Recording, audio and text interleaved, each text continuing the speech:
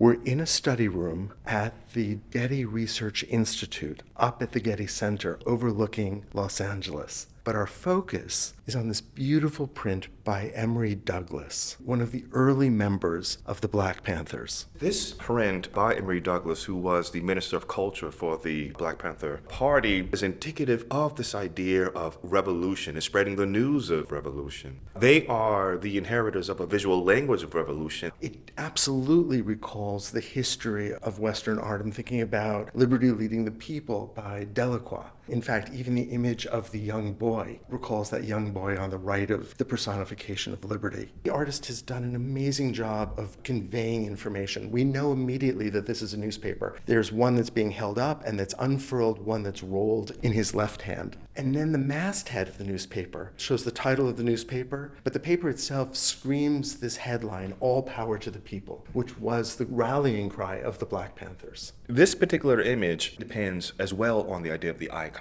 So on these newspapers, we see Huey P. Newton, one of the founding members of the Black Panther Party, with that beret. And so Che Guevara, that revolutionary imagery in terms of the young, youthful, romantic revolutionary, they're using that particular language. And the newspaper was incredibly influential. It had a circulation of hundreds of thousands at its height. This was a newspaper that was distributed across the country. When you see an image like this, it's a print, and it's made for massive reproduction. It's made to be seen by the public and to be in the public's reach, not in a gallery of art, but on walls, to be handed out at lectures, at colleges, or to be handed out on street corners. And in fact, the artist, Emory Douglas, thought of his community in Oakland as a gallery, as a public forum. And yes, this image is calling out to people on the street, and he's distributing the Black Panther newspaper, which Emory Douglas played a large role in designing and distributing. And so we can think about the idea of printmaking as an educational medium, especially when we think about the Mexican Revolution and the ways that prints are inexpensive ways to pass along information. We don't have the internet, we don't have cell phones.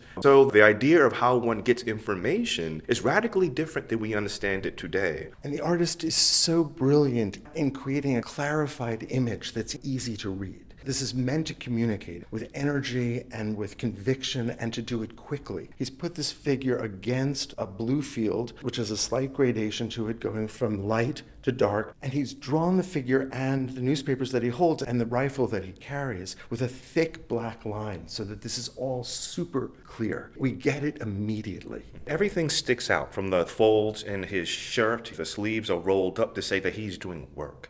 And the idea of that mouth open, of him speaking, of him proclaiming its message, perhaps proclaiming the Black Panthers' 10-point program, is so historically important because Black voices were so often silenced. This is a community of migrants, largely one generation away from the South and Jim Crow segregation and that kind of oppression. And here they find themselves in major cities, Oakland, San Francisco, the West Coast, but you also have them in Harlem and in the Midwest. And so it's a real radical education in terms of one's rights. And so when people think about the Black Panther Party for self-defense, we're talking about educating people on their rights as citizens. This is in the age where you have the young believing that democracy is a people's process. And if the people don't let their voice be heard, then democracy will revert or will not move forward. And so we see this young man here. He's indicative of the youth-led movements at the time. The founders of the Black Panther Party had gone to Berkeley. They studied constitutional law, and they used that to challenge the oppression of police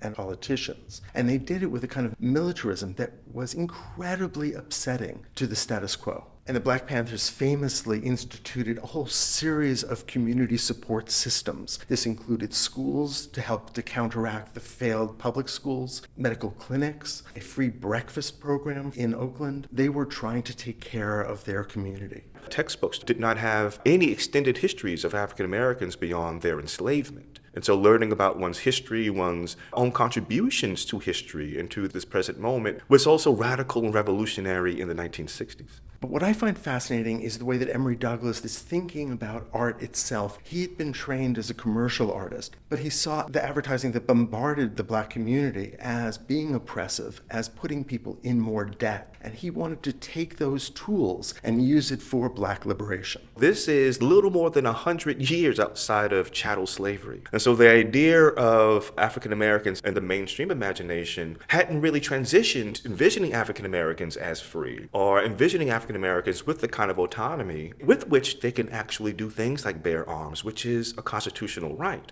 Although in this particular image, the artist has chosen to put the newspaper forward. It's the gun that's in the back. The gun is in reserve. And it's the newspaper that's the weapon. It's the ability to read. It is the ability to explore one's intellect and to grow one's intellect. It's the ability to recognize oneself as part of a community of people who are working toward an ideal. And so the gun is not being wielded, but the newspaper and the kinds of radical information about freedom being shown to people through that newspaper is radical.